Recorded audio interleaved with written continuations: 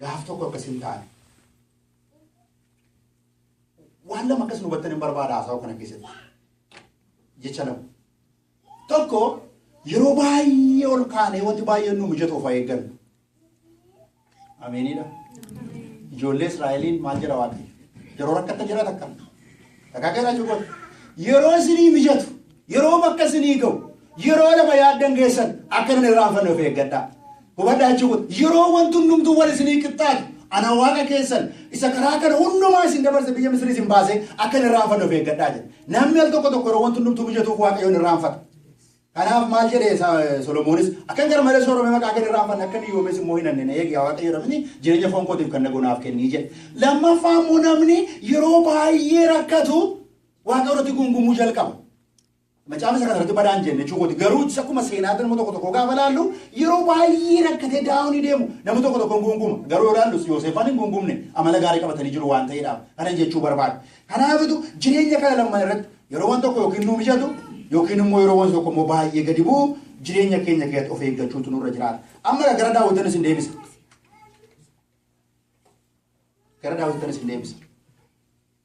amma daawwatii fi jireenya jiru maal ta'e jechuudha gadi bu'ee zeeroo ta'eera diina isaa sajjeessuu dhiiseera darbeera ofiis immoo baqatee amma egaa haala kana keessattuu jiruutu gaaf tokko daawwatu gara ofiisaatti deebi'e.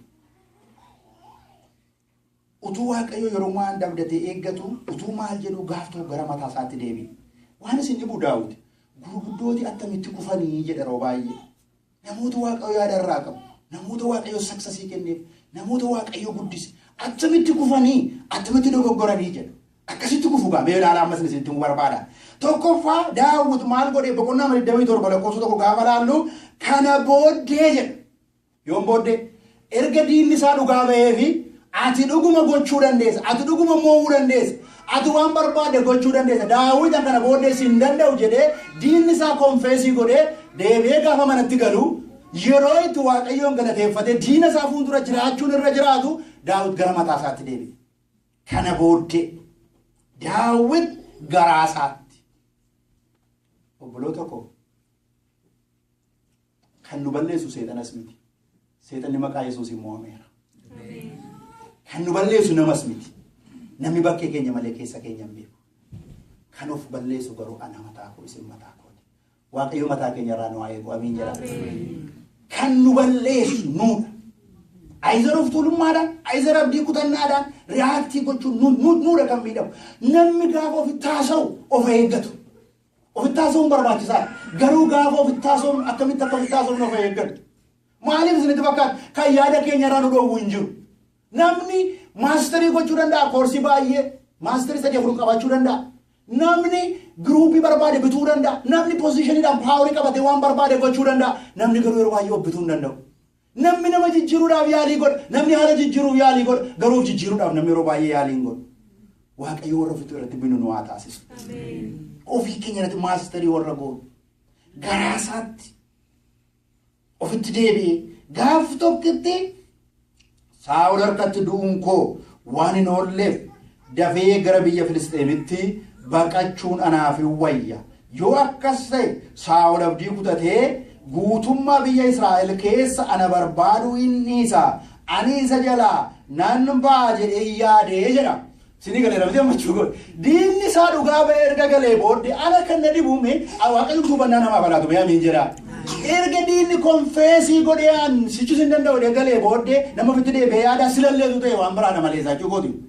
Amma deebi'ee yaade ofiisaatti galagalee ani kuni kana polish decision isiniin jedhe namni Waaqayyo yeroo inni murtoo gadhee kennu murtoo dogoggoraa kennu maaltu ta'an nan jedhe isa kanaan. Kuni yaada ofiitiin mari'atanii yaada ofii obboloota koo yaada Waaqayyoo keessan taanu sana nama goyyoomsa. Yaada ofii hafuura Waaqayyoo keessan taane taanaan nama goyyoomsa yeroo baay'ee.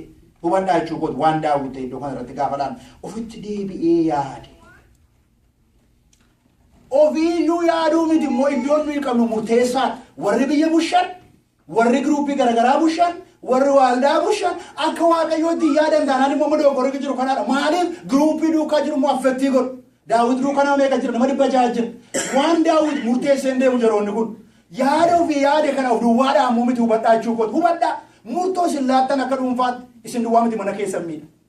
darbee waldaa keessan miidha, darbee lafa hojii keessan miidha, darbee hawaasa keessan miidha, darbee biyya keessan miidha. Waaqayyo kanaaf hubannaa nuuf alaatu saba Waaqayyo. Isin duwwaadhaan miti murtoo isin laattan. Ana duwwaadhaaf hin jedhina. Wanti isin gootan darbee nama biraa yoo eebbas ta'e akkuma kanaatti. Gaafa eebbifamtee sirra darbee maatii keessaniif, saba keessaniif, waldaa keessaniif, biyya keessaniif ta'a. Gaafa miidhamnus immoo akkuma sanaadha obboloota koo. Kanaafitu murtoo ogummaa qabu, murtoo yaada Waaqayyoo keessaa kennutu nurra jiraata malee amma Daawitin fudhatanii yoo ilaaltan Daawit nama Waaqayyoon beekuudha. Daawit nama Waaqayyoo wajjin walii galuudha. Akkuma kiristiyaana dadhabee tokko jechuudha. Amma Daawit hin dadhabee qaba. Sini galeera jechuudha. Kiristiyaana dadhabee jechuudha. Maali nama Waaqayyoon hin beekne Waaqayyoo dibee miti ree. Walii galamni jechuudha. Kiristiyaana dadhabaa ta'ee jechuudha. Yaada keessa gara kootti deebisaasi. Obboleettiin keenya gooftaan ishee eebbisu hojiidhaaf nuti neeti waan ta'eedhaaf. Innaa kanaaf yaada isaa hin mucucaachisee jechuudha. Amma yaada Waaqayyoo irraa mucucaachiseetu gara yaada foonii, gara yaada mataa isaatti deebi'a. Waaqayyo miti baqadhu kan jedheen. Eenyudha ka'een baqadha kan jedheen? Daawituma mataa isaatu ka'een baqadha. Gaafa ofii keenyaan deemnu mola fudhannu hin beeknu. Waaqayyo garuu yoo nu geggeesse iddoo gaariitti nu geggeessa. Sini galaa jechuudha. Bikinaan isaa utuma baqatee jedhama Filisteemitti baqata. Dhuguma jedha. Filisteem keessaa hangafa isaanii Gooliyaadiin ajjeese kan qaanesse isa miti. Utuma baqatee kanaadhaaf namni yaada Waaqayyoo labaanaan hin joonjaa garatti deemu hin beeku malee isaa. Itti hundumatti baqa gaariitti illee baqatu miti ture jechuu kooti. Namni diinatti baqataame. Mee dhuguma jedha. Kanaadaatti baqachuun illee gaariidha jechuudha. Kina Ameerikaatti baqachuun illee gaariidha malee achuma kaanii diinatti baqatu jira keenyaa dhuguma jedha. Achuma kaanii ollaa diinatti baqatu dhuguma dabarsanii warra nama kennu faatti baqatu akka nama ayyuu malee isaa. Fakkeenya isaa kanumaadha jechuu kooti. Warra biyyatu wal waraanaa biyya waraanaa ture diina isaattitu dhaqee baqatee gala. Gooftaan namaa gargaaru. Dhaqee isaaniitti gala. Maaliif isa booddee fudhatanii gaafa laaltanii bakka kana booddee nan boqodhaa, kana booddee homtuu nan arguu, kana booddee nan jiraadha jedheetu konkuluuzinii dogoggoraa irra gahe. Yaada isaatiin jechuu kooti. Waan tokko wantoonni isinitti himu yaadi foonii du'aan nama gaha. Hafuura Waaqayyootu garuu jireenyaan nama gaha. Yeroo namootii mee waan yaada keessan keessa jiru godhi isiniin jedhanii hin fudhatinaa. Waan yaada keessan itti dhaga'ame godhika. Waan yaada keessan itti dhaga'ame godhina. Waan garaa kee keessa jiru godhika. Waan yaada kee keessa jiru godhika. No hin godhinaa kan. Har'a walii galaamiin jedha. Waan yaada keessan itti dhaga'ame hin godhina. Yaadni natti dhaga'ame kun dubbii Waaqayyoo wajjin walii galaa. Yaadni natti dhaga'ame kun. Yaadni natti dhaga'ame kun riilii. Maatii koo hin gargaara, saba koo hin gargaara, waldaa koo, hawaasa koo, biyya koo hin gargaara. Yaadni murteessuuf jedhu kuni riilii murtoo gaarii ta'uu danda'a. Inni murtoo gaarii yeroo hundumaa dhuma isaan bennu riizaaltii asii galaachuu kooti. Jennee ilaallu malee naanumatti dhaga'ameera jennee yoo tarkaanfii fudhannee riizaaltiin isaa dhaqee waan hin taane endaappii godha akkuma kan Daawit kana gaafa ilaallu waan ta'eedhaaf aadaraa keessan kanan jedhu waa tokko laphee kootti dhaga'ame, waa tokko yaada kootti dhaga'ame jettanii Filiphisiis boqonnaa 4:8 irraa kan isin yaaddanii jedhu waan olii yaadaa, waan nagaa, waa jaalalaa, waa'ee dhugaa, waa'ee gaarii yaadaa jedhamte jechuu kooti. Yaadi keenya yoo kana ta'e gaariidha jechuu kooti. Kana ala yoo ta'e garuu dhaqee waan hin taane keessa nu buusa waan ta'eedhaaf obboloota koo garaan namaa hamaadhaa jedha. Dhaqaa Ermiyaas Yaajirma boqonnaa 7 garaan namaa hamaadhaa jedha. Garaan namaa nama goyyoomsa. Nu goyyoomsa. Maaliif cubbuu sanyii cubbuutu keessa jira waan ta'eef namni yaada isaatti kan yaade hundumaan godha yoo ta'e hin dogoggora. Namni yaada isaatiin gaafa yaadu jaala Waaqayyoo miti fedhii mataasaa yaada. Jaala mataasaa yaada. Karaarraa ce'a waan ta'eedhaaf Daawit garaa isaatti yaadeeti. Yaada isaatti yaadeeti obboloota koo kan inni karaarraa ce'a. Kanaaf isa nuti yaadnu keessatti Waaqayyo yaadi kee maa inni ajenna.